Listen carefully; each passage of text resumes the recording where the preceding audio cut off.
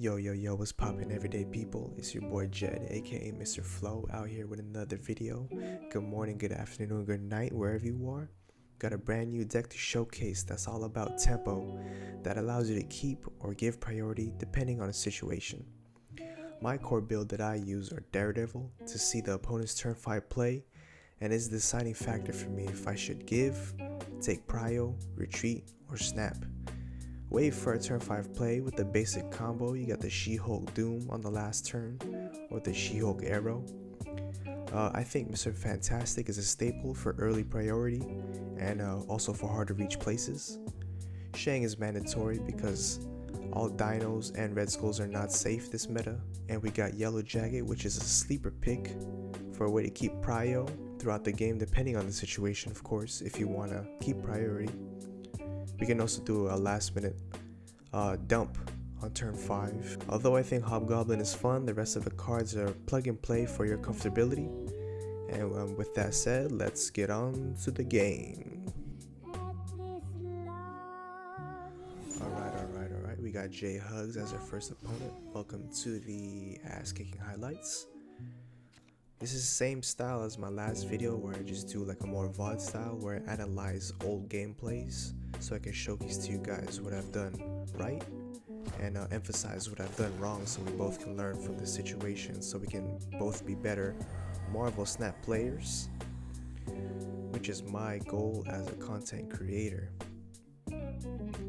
So he got the Zabu, which is really popular now, which I think is really good, which is going to be a forever staple deck.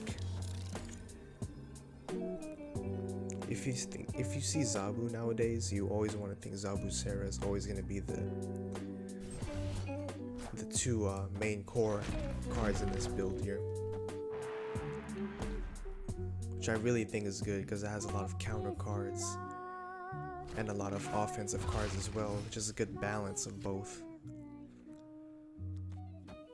So we have set power here in Vormir, which is basically untouchable for him, thanks to the Yellow Jacket, of course. Gave us an extra boost, and no monster is safe with Shang. So since we know that he's a Zabu and Sarah hybrid, we know that he has all the counter cards, just like Killmonger. He has Enchantress, all the 4 drops, you know, like he also has Shang. So I would anticipate that he would Shang maybe last turn, and anticipate that he's gonna play Sarah right now, like what he just did. So he's aiming, you want to assume that he's aiming for your monster deck because he has Shang. It's just always good to protect your assets, because you worked hard for it, right? You work hard for that lane. You want to protect your assets.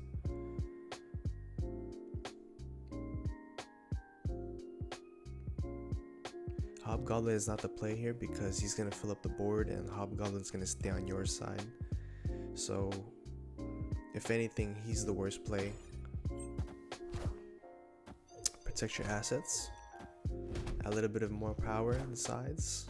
Boom, boom, boom. And that's why Yellow Jacket works in this deck, especially in Vormir. Victory.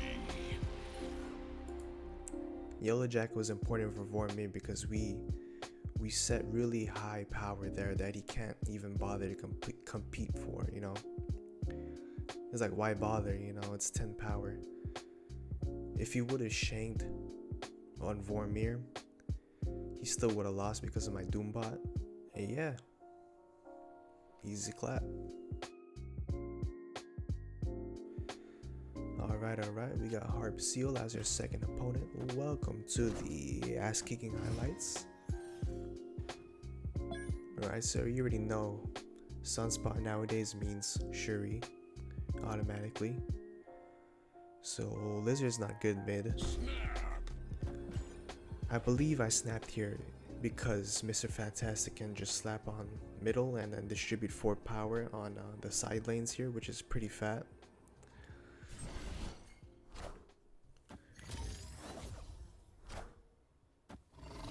He got his armor for Rickety Bridge so nobody can die. So he can place his Red Skull there. So we get early prio, which is important, which is why I like Mr. Fantastic. And then the only play here is to do Yellow Jacket and Killmonger to take out the Sunspot. You always want to play Yellow Jacket first so you can negate his negative downside. You either want to play him empty on a, you want to play him first on an empty lane, or play him on top of a Cosmo because he is on reveal.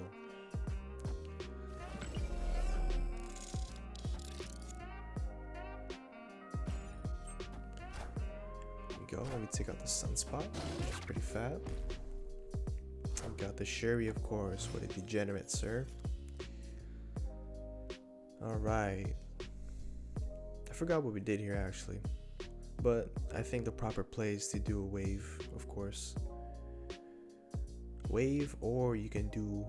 I believe in this game I did Hobgoblin middle here.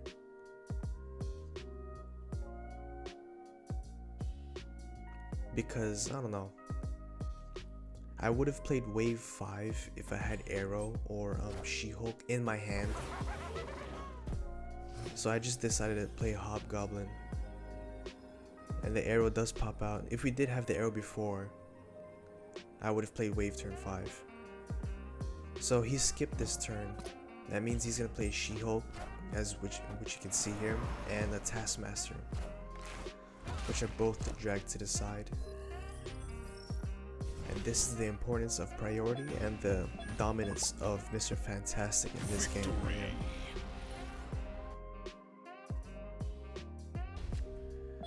Alright, for our third game we got Dish. Welcome to the ass kicking highlights. You guys like my cup?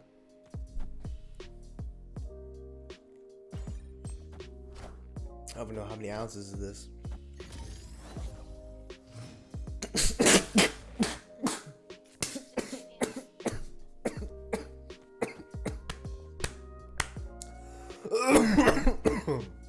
Oh shit. Jesus. Jesus Christ.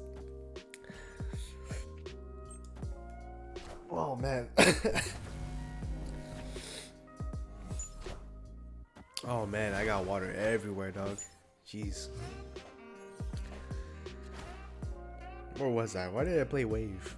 Oh, just because I wanted another wave on turn 5. I wanted to disrupt the opponent from playing so many cards. Because wave is also a good disruptor.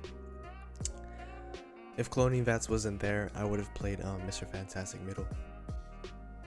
I just wanted another wave. And to disrupt mainly. Jeez, that went down the wrong pipe. Oh man.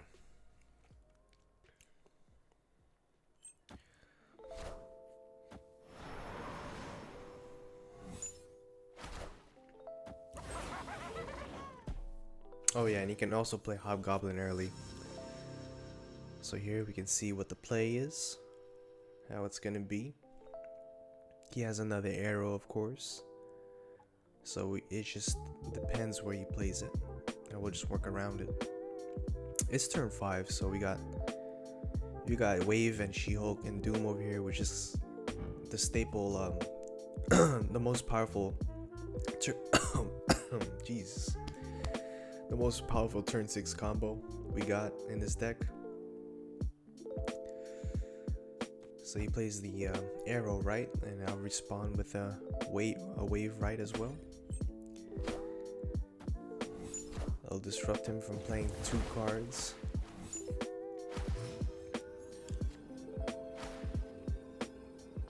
Because we can play 2 cards, which is obviously going to be Doom and JayHulk here. Spread some power here. Bada bing, bada boom. This is the easy part when it comes to this deck. Just slap on AERO turn 5. I'm sorry, wave turn 5, and that's game. Most of the times, depending on situation. Read the room, read the room. Bam, bam. There's no other play here going on in this deck. Going on in this game. Even if he has a red skull, he gives us the 2+2 power from his negative downside, victory, which helps us win the game. Alright, we got TVO. Welcome to the ass kicking highlights. I believe it's game 4. We got Loose Bar and Shadowland, which is good for us if we have the man himself, Mr. Fantastic, if he shows up. For now, we play Lizard for a little bit of tempo.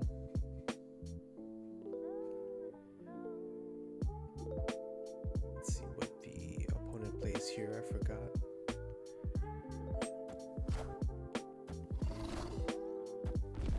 Another Shuri deck, like what I mentioned before.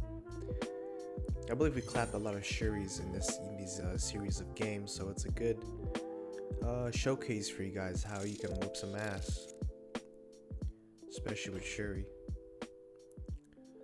Shuri's so annoying this meta. It's kind of boring to play this season because of the two dominant decks, Thanos and Shuri. I just keep on playing for content purposes, of course. But if I was not making content, I would taper down on playing for sure. So I understand where you guys are coming from, complaining about those dominant decks. So he's gonna play, predicted the Shuri, right here.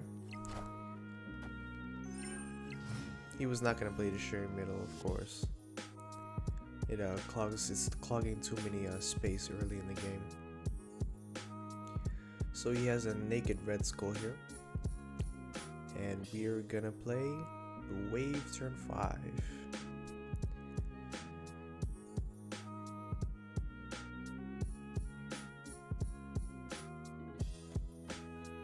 There's no other play here, and what we want to do is She-Hulk's gonna be 1 AERO, and if we play that, what we want to do is play She-Hulk, probably middle here, and AERO into Luke's bar. I'm sorry, we might She-Hulk. We are gonna She-Hulk right here.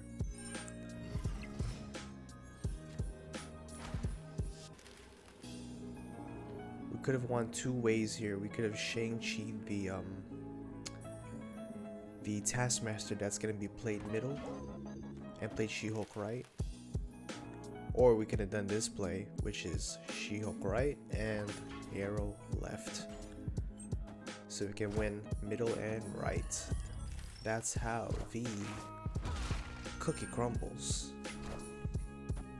Bada bing, bada boom. 2 types of possibilities to win. I love those. Alright, now we got Hey for our 5th opponent. Welcome to my ass kicking highlights. I want to showcase some more losses here for you guys, because I don't want you guys to think that this deck is the most perfect, most powerful anti-meta deck ever. You know, not like these other YouTubers. This deck got me jumping from level 0 to level 70 in one day. It's not the case.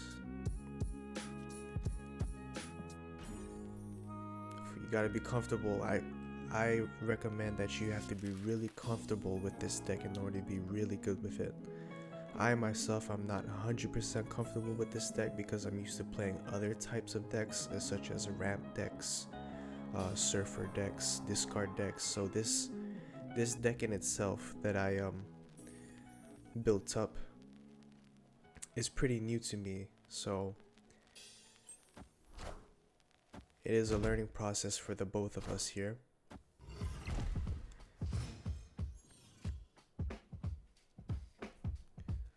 he has a Quinjet, and I believe he's not playing a Thanos because he played a Hood here.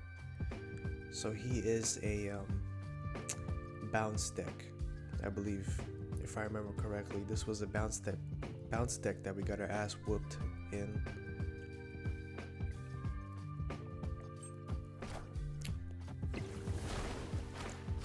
Had no other cards to play. I had to play Wave turn 4, and then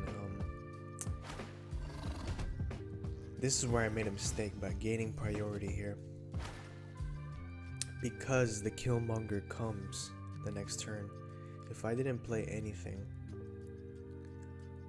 let's see, if I didn't play anything, I wonder if I would have gave priority to the opponent here,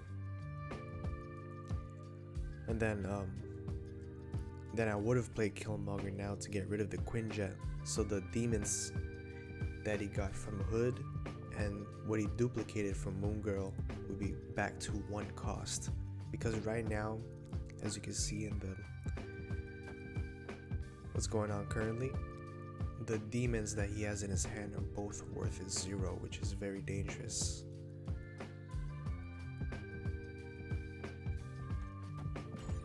So I forced too much power here. Absolutely, this is my mistake. I think I would have not got priority. I still would have, sorry, I would have had priority still because I played Mr. Fantastic, which was a huge mistake. What you want to do here is get rid of the Quinjet as soon as possible. The opponent snaps. This is when you should retreat. Absolutely, 100%. Because he's gonna dump so many cards that AERO wouldn't even matter. AERO wouldn't even matter.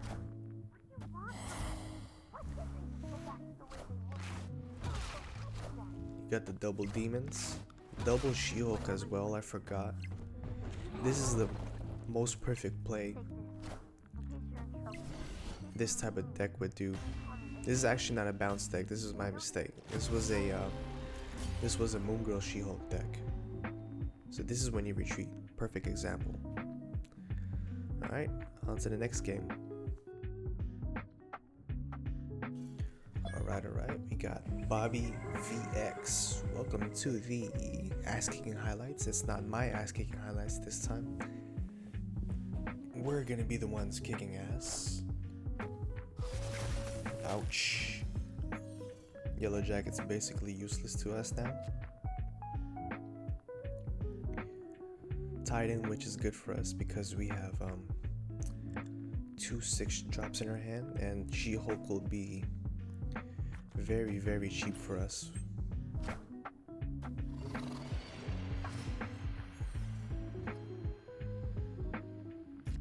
I forgot what we did here. Probably just do a Killmonger, I believe, right? Killmonger's the only play, yeah. Killmonger to Stark Tower. Give him the Eternity Range Rock. I wish we would have held Killmonger 1 turn earlier for the Ant-Man, just to be safe.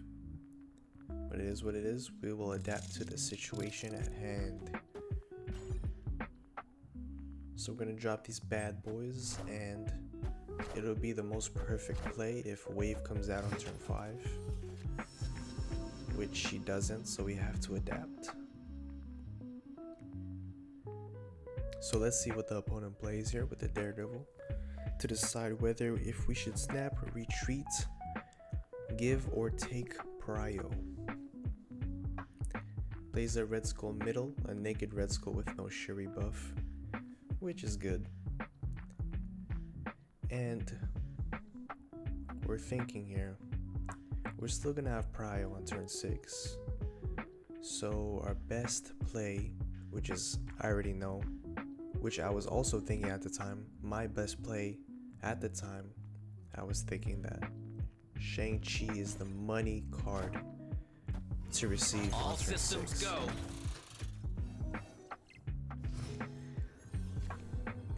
I'm not a sidekick, I just remember this game. So JayHulk is basically 0, which is awesome. and he can't Cosmo or shield the Red Skull because I have priority, which was key. So obviously we play Shang-Chi middle and probably She-Hulk right, because I'm too scared to play She-Hulk left because I'm afraid that's not too much power. We snap back. This was a man snap here, boys.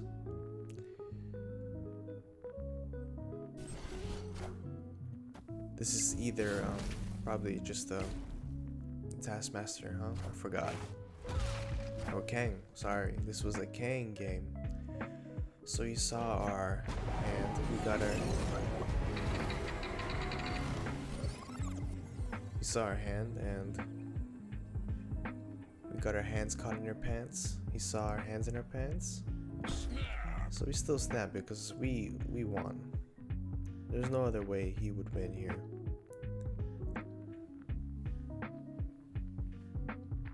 The other play would be, if he plays Kang, he's bluffing right now by the way. What I like to do if my opponent plays Kang, because I know I have a second option like Dr. Doom or AERO, I like to confuse them, thinking I don't have it. So even with this play I just did, I would still win by dragging the cards that he would potentially play right over to the left, and then the Red Skull would buff my She-Hulk and Yellow Jacket, which would be 16 power total, which I would win. Bada bing, bada boom.